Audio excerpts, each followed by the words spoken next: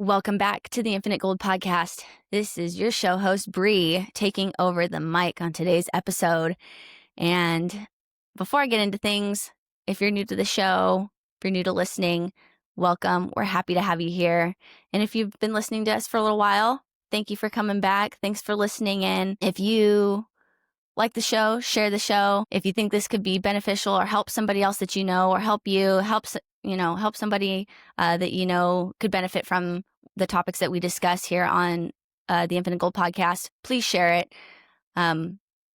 We just want to educate people. We want to give some insights, share some life experiences, share some tools and tactics that helped us along our journeys and that could potentially help you someday too. So if you like the show, share the show.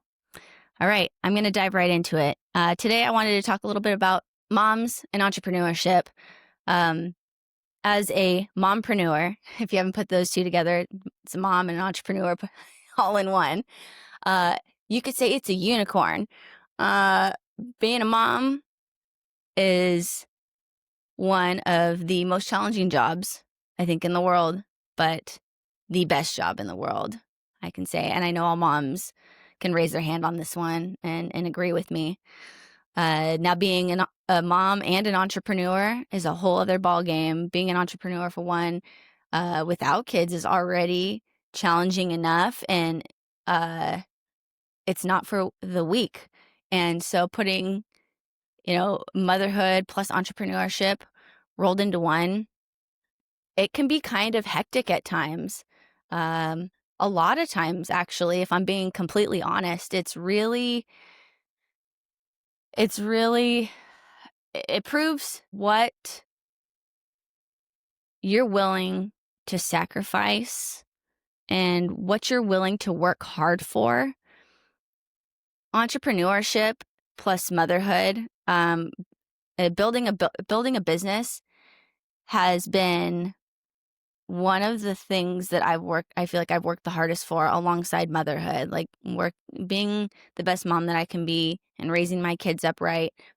It's a tough job, but I take a lot of pride in it, and I know a lot of moms out there do too. But building a business and stepping into the entrepreneurial space has been a complete whirlwind all in one, and it's really tested my limits and at times made me question literally everything.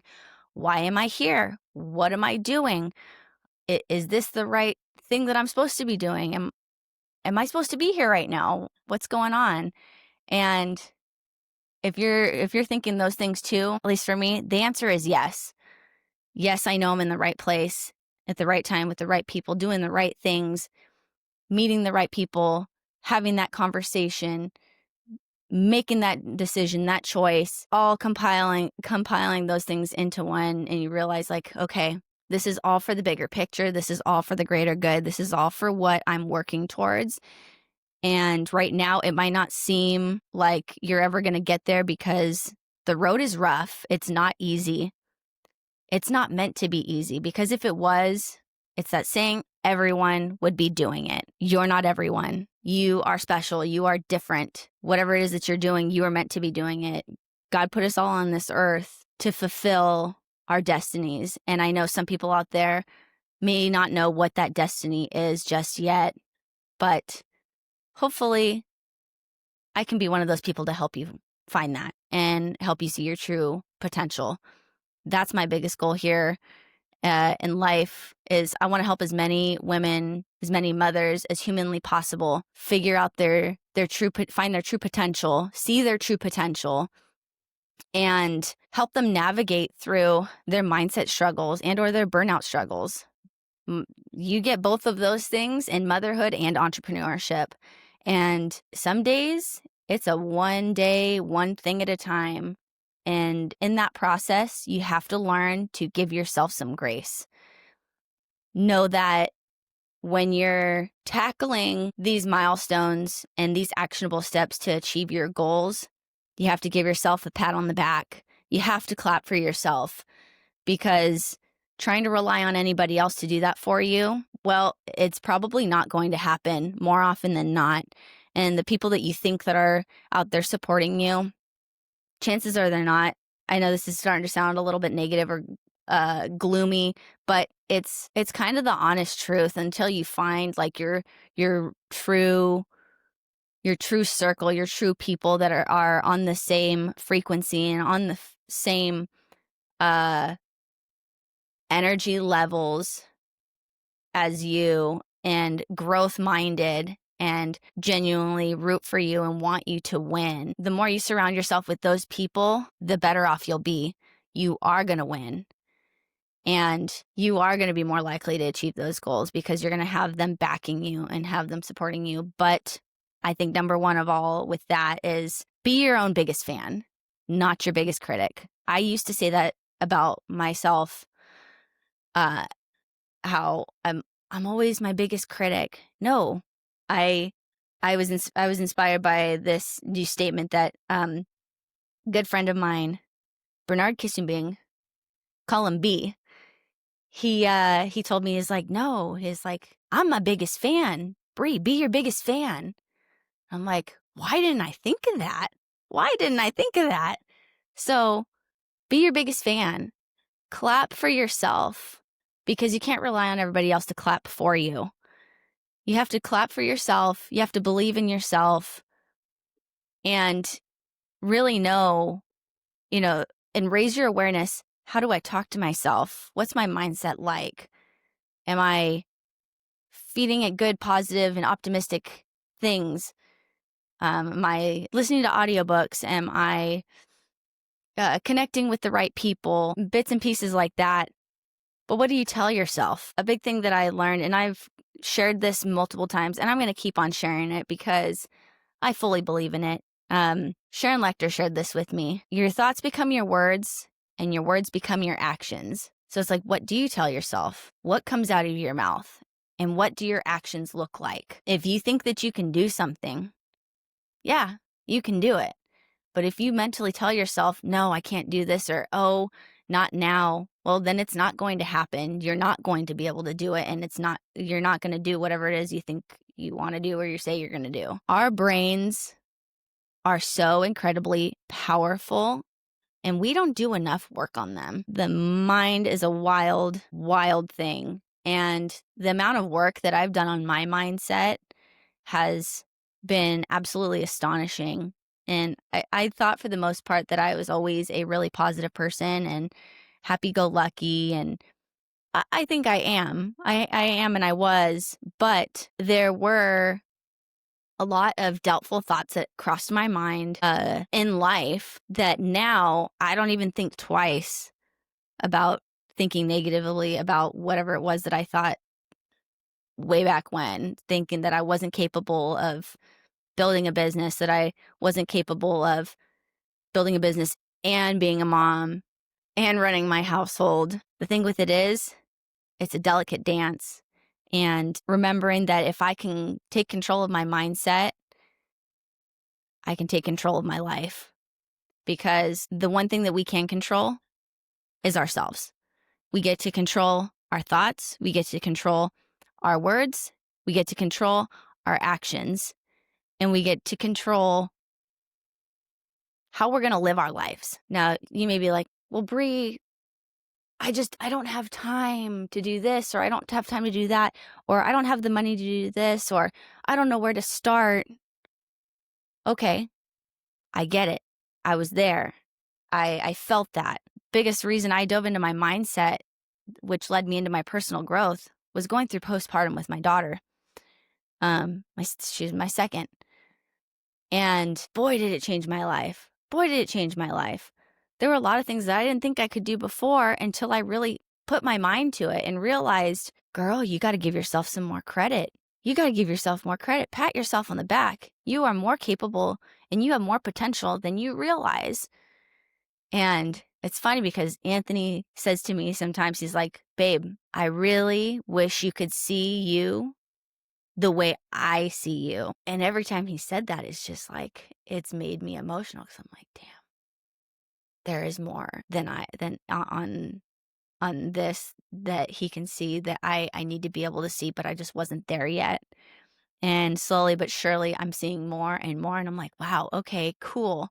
And what that does is when you start believing in yourself and you start achieving those milestones that you set for yourself, you're boosting your confidence.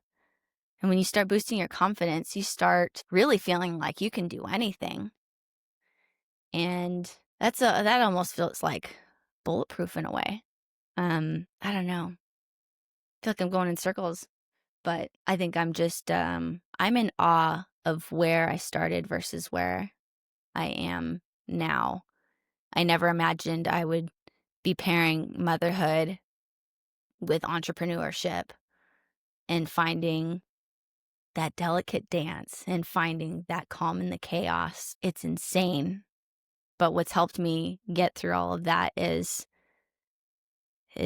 setting a schedule and having plans in place, setting my goals, lining up actionable steps that I have to take to achieve those bigger goals. And part of it has been with starting with one more conversation, one more decision in the right direction, one more live video on your Instagram, just one more, doing one more of anything that you think that you can't do. Change it. I challenge you. Start saying, yeah, I can. And what I've learned in this process too is because a lot of people with being on the internet and being on podcasts, what have you, they worry a lot about what people think of them.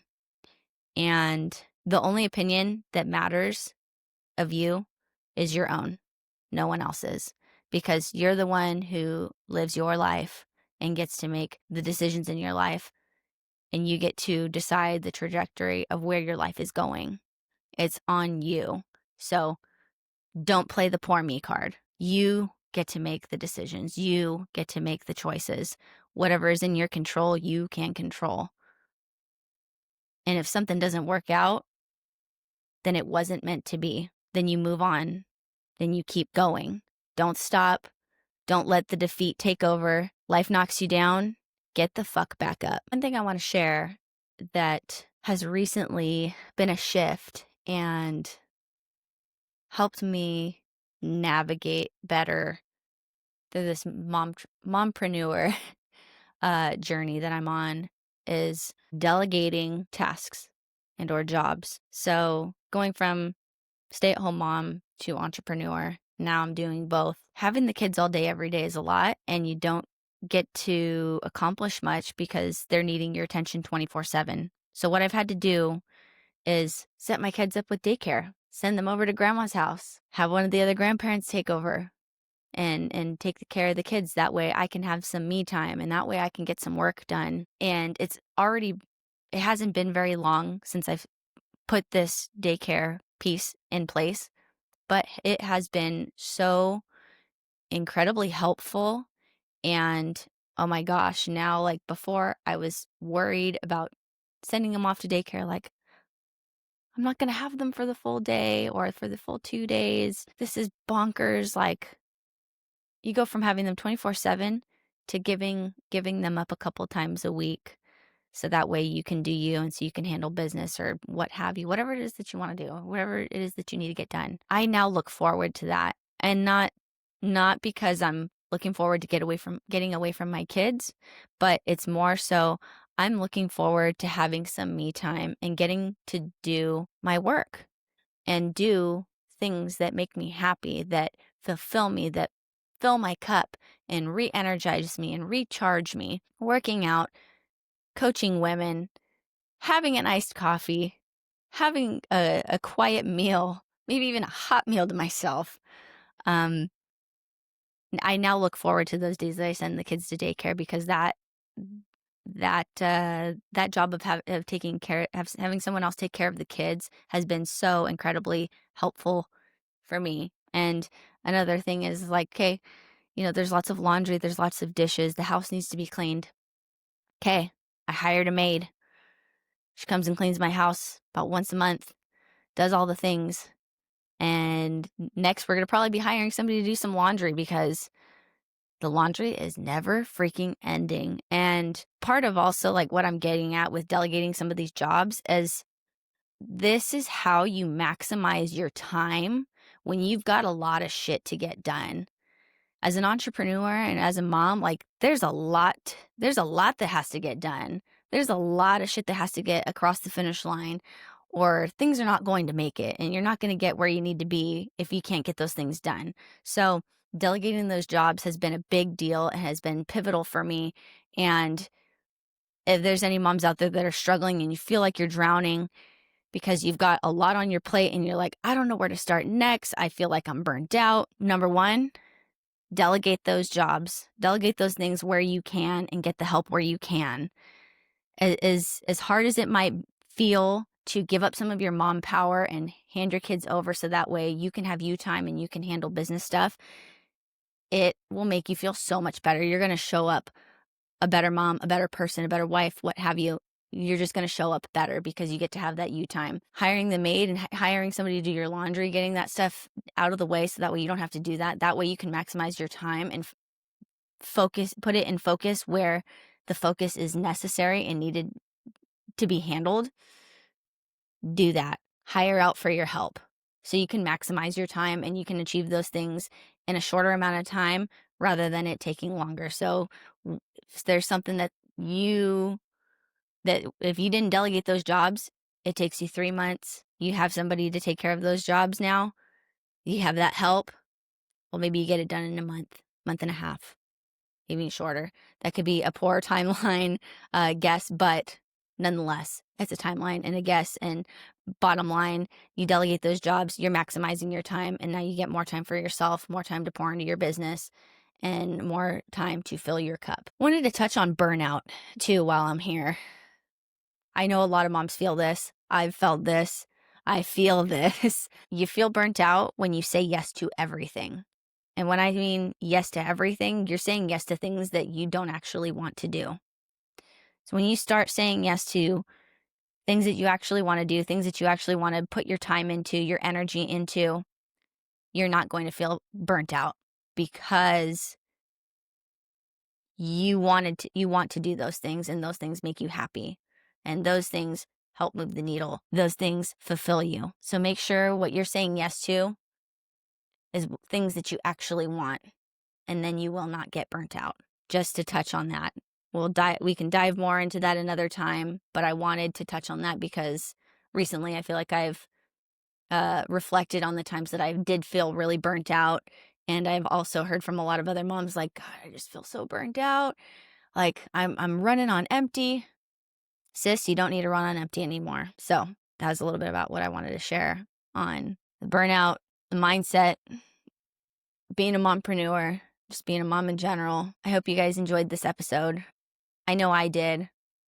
And there's a lot of good stuff that I really wanted to share that I think moms and mompreneurs out there needed to hear. And hopefully just one person has something to take from this and maybe gives them something to think about, gets their wheels turning. Maybe they get inspired by something. I hope that somebody gets that from this. And if you do, I mean, let me know that I'm doing something right here. Let me know that I inspired you or that I helped you in some way, shape, or form so I can continue to do it. And so I can share more, maybe something else that you need. Anyways, happy Friday, y'all. Have an amazing weekend, and we'll talk to you soon. If you like the show, share the show.